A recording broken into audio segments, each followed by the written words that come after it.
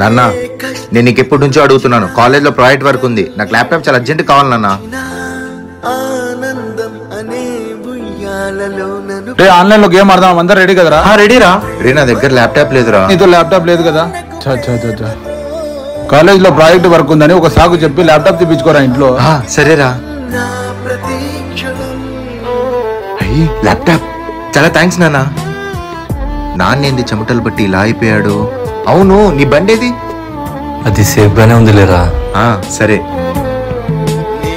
నాన్న, మీరు ఇంటికి వచ్చేప్పుడు నేను గమనించాను, మీరు నడుచుకుంటూ వస్తున్నారు. ఇంతకు మీ బండేది? వాడు ఏదో ప్రాజెక్ట్ వరకు చదువు అంటున్నాడు, నాకేం చేయాలో అర్థం కాక బండి అమ్మేసి ల్యాప్టాప్ తీసుకుని వచ్చానమ్మా. అన్నా బండి అమ్మేస్తున్నా.